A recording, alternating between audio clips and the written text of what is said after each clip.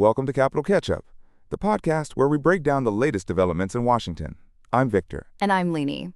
Today we're diving into a slate of bills that have just been introduced, covering foreign policy, education, healthcare, energy, and more.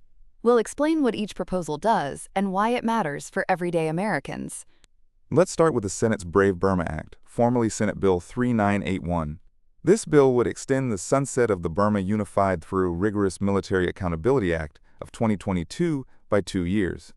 It also requires the administration to make a determination on imposing sanctions against specific Burmese individuals and entities, and it limits Burma's shareholding in the International Monetary Fund if the country is subject to the State Security and Peace Commission's rule. In addition, Senate Bill 3981 creates a new Special Envoy for Burma. That envoy would coordinate U.S. policy, develop a comprehensive strategy to promote peace, and work with international partners on sanctions.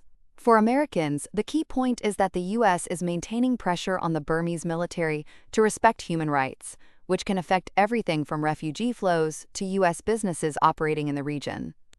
Moving to the Senate again, we have Senate Bill 4428, the No Aid for Ghost Students Act of 2026. This bill tackles identity fraud in the FAFSA process. It mandates an identity fraud detection system, and if an application raises a reasonable suspicion, the applicant gets a notice and must complete additional verification before any federal aid is released. Identity theft can siphon off millions of dollars meant for students. By requiring the Secretary of Education to submit regular effectiveness reports, the bill adds oversight to make sure the system actually works. For families applying for aid, it could mean a smoother, more secure process, though it may also add a verification step for some applicants. Next up is Senate Bill 4433, the Disaster Declaration Transparency Act of 2026. Currently, if a governor requests a major disaster declaration and the president declines, there's no formal mechanism for Congress to intervene quickly.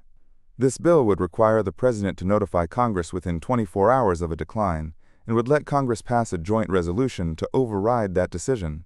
The joint resolution would follow an expedited procedure, limited debate, no amendments, so Congress could act fast. The idea is to give lawmakers a direct check on the executive's disaster response, which could be crucial for communities awaiting federal aid after hurricanes, wildfires, or floods. Shifting to the House, we have House Bill 8707, the No Funds for Iran War Act. It prohibits the use of federal funds for any military force against Iran unless Congress has formally declared war or passed a specific authorization. In plain terms, the bill forces the executive branch to get congressional approval before spending money on combat operations in Iran. That's a big check on the war powers. It reinforces the Constitution's allocation of war-making authority to Congress, meaning any future conflict with Iran would have to be debated on the floor, giving the public a chance to weigh in. Also from the House, House Bill 8685, the Protect the Presidency Act, seeks to amend the criminal code to add the death penalty as an alternative to imprisonment for anyone attempting to assassinate the president or other designated officials. The bill is a response to recent threats against high-level officials. While the death penalty is controversial, supporters argue it serves as a strong deterrent. Critics worry about due process and the moral implications of capital punishment. The Senate is also focusing on veterans with Senate Bill 4400, the Optimizing the VA Workforce for Veterans Act of 2026. It requires the VA Secretary to develop a 5-year human capital plan, conduct a workforce gap analysis, and provide at least 60 days notice before any reduction in force. By involving veterans service organizations in the planning process, the bill aims to ensure the VA has the right staff to deliver timely health care, benefits, and other services. For veterans, that could mean shorter wait times and more consistent support. Rural health gets a boost with Senate Bill 4460, the Rural Community Hospital Demonstration Program Reauthorization. The program, originally set for a 15-year extension, now gets an additional 5 years, extending the total to 20 years. Rural hospitals often operate on thin margins. Continued participation in the demonstration program means they can keep receiving federal funding and technical assistance, helping keep essential services like emergency care and obstetrics available in remote areas. Climate resilience is addressed in Senate Bill 4439, the Built to Last Act of 2026. It directs the Undersecretary of Commerce for Oceans and Atmosphere to identify a consistent set of forward-looking meteorological data, which the National Institute of Standards and Technology will then make publicly available and use to help update building codes. In practice, that means architects and engineers will have better data on future extreme weather events, like stronger hurricanes or heat waves, so they can design structures that are safer and more durable.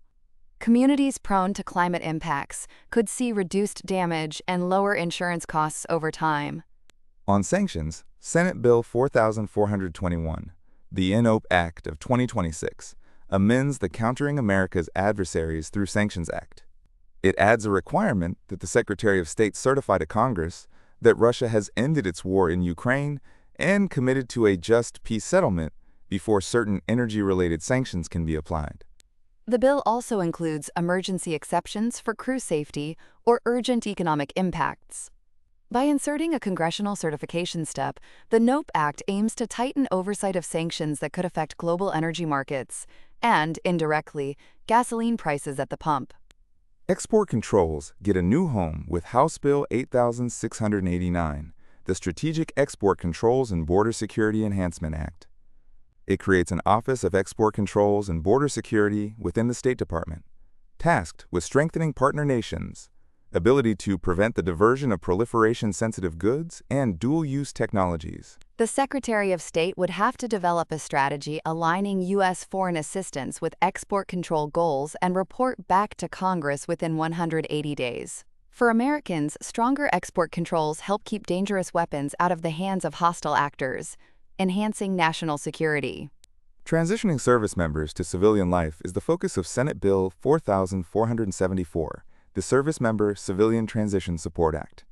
It designates a senior official, a chief transition officer, to coordinate all transition programs across the Department of Defense, working with federal, state, local, and nonprofit partners. The bill also requires a briefing to the defense committees within 90 days of enactment.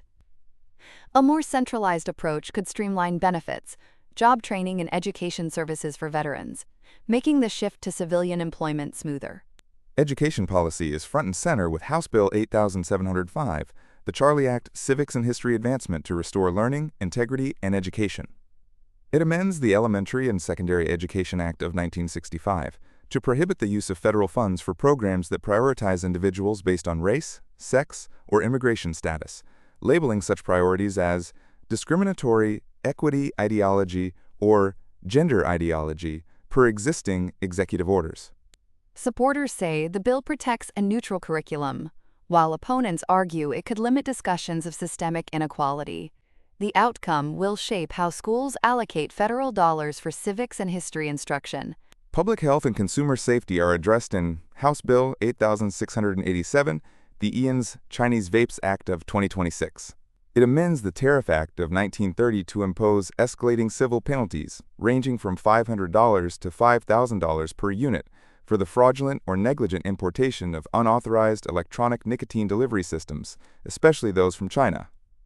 Repeat offenders could face penalties up to 5 times the original amount. By tightening penalties, the bill aims to curb the influx of unregulated vaping products that have been linked to health risks, especially among youth. Antitrust enforcement gets a revamp with Senate Bill 4434, the Clean Mergers Act.